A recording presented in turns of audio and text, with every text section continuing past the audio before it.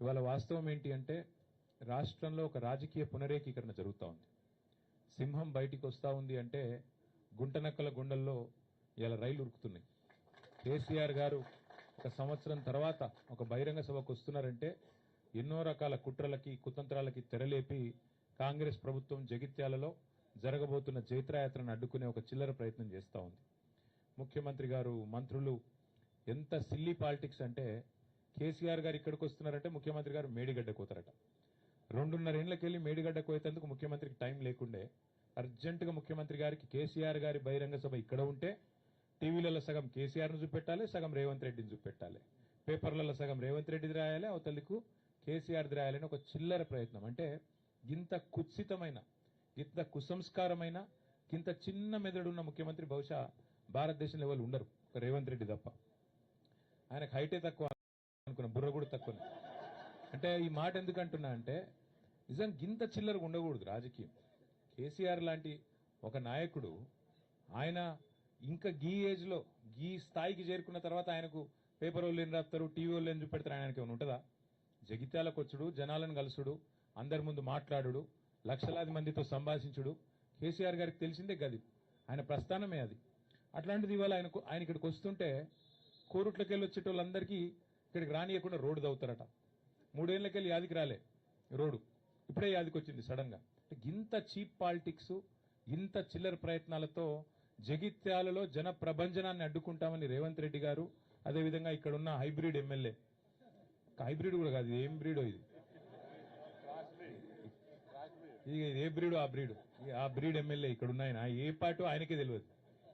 BRS అని press మీట్లో చెప్తాడు, కాంగ్రెస్ పార్టీ ఆఫీసులో కూర్చుంటాడు, కాంగ్రెస్ పార్టీ మంత్రి పక్కకు కూర్చుంటాడు. క్రాస్ బ్రీడ్ అనాలనా, హైబ్రిడ్ అనాలనా, ఏం బ్రీడ్ అనాలే, ఆయన ఏందో ఆయనే చెప్పుకోవాలి. వాళ్ళు రేవంత్ రెడ్డి భయం ఏంటంటే, కాంగ్రెస్ల భయం కూడా ఏంటంటే ఇక్కడ కేసీఆర్ గారు వచ్చి, జీవన్ రెడ్డి గారు, కేసీఆర్ గారు, మా రమణన్న, మా వసంత అందరు కలిసి ఒక వేదిక మీదకి వెళ్ళి మాట్లాడితే జగిత్యాల నుంచే మళ్ళీ బీఆర్ఎస్ జైత్రయాత్ర మొదలవుతుంది, దండయాత్ర మొదలవుతుంది, రేవంత్ రెడ్డికి భరతం పట్టడానికి తెలంగాణ ప్రజలు మరి రంగం సిద్ధం చేసినారని ఒక వాతావరణం వస్తుందని ఆయనకు భయం పట్టుకుంది. ఆయన అట్టర్ ఫ్లాప్ పాలన, 6 గ్యారంటీలని, 420 హామీలని, 13 డిక్లరేషన్లు, అన్ని వర్గాలను మోసం చేసిన విషయం బయటపడుతుందని చెప్పి ఆయనకు భయం పట్టుకున్నది. అందుకే ఈ రకమైన చిలిపి ప్రయత్నాలు చేస్తా ఉన్నారు. కానీ ఒకటి మాత్రం వాస్తవం, ఇదే జగిత్యాలలో కేసీఆర్ గారు గతంలో ఎన్నో బహిరంగ సభలు నిర్వహించారు. ఈ సభ కూడా అద్భుతంగా విజయవంతం అవుతుంది. ప్రభుత్వం ఎన్ని ప్రయత్నాలు చేసినా, ఎన్ని చిల్లర కుట్రలు చేసినా అన్నిటినీ కూడా అధిగమించడానికే మా పార్టీ నాయకత్వం అహరహం కూడా కష్టపడతా ఉన్నారు. మా సోదరులు పల్లా రాజేశ్వరరెడ్డి గారు ఇలా ప్రత్యేకంగా జనగామ శాసనసభ్యుడు ఇక్కడికి వచ్చి వారు జగిత్యాల కేంద్రంగా జగిత్యాల నియోజకవర్గ పరిధిలో వారు బాధ్యత తీసుకున్నారు, పర్యవేక్షణ, అందరినీ కూడా కోఆర్డినేషన్ బాధ్యత, సమన్వయం.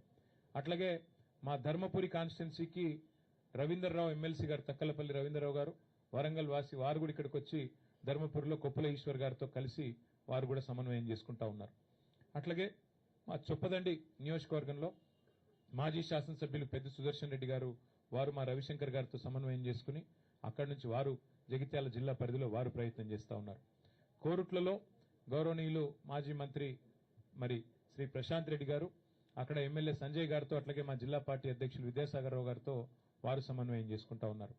వేములవాడ అక్కడ మా పెద్దలు లక్ష్మీ నరసింహారావు గారితో మాజీ పార్లమెంట్ సభ్యులు తమ్ముడు బాల్కా సుమన్ గారు, వారు అక్కడ బాధ్యత తీసుకున్నారు. ఈ రకంగా పార్టీ నాయకత్వం మొత్తం కూడా సమిష్టిగా పనిచేస్తున్నది. ప్రాంగణంలో ఇక్కడ బాలమల్లు గారు, శ్రీనివాసరెడ్డి గారు ఉన్నారు. సమిష్టిగా జీవన్ రెడ్డి గారి మరి చేరికను స్వాగతిస్తూ జగిత్యాల రైతాంగం గాని, జగిత్యాల ప్రజానికం గాని బ్రహ్మాండంగా మరి కదిలి వచ్చే పరిస్థితి కనబడతా ఉన్నది. ఏర్పాట్లు కూడా బాగా ఘనంగా జరుగుతూ ఉన్నాయి. ఎండల్ని కూడా దృష్టిలో పెట్టుకుని అన్ని ఏర్పాట్లు చేస్తూ ఉన్నాం.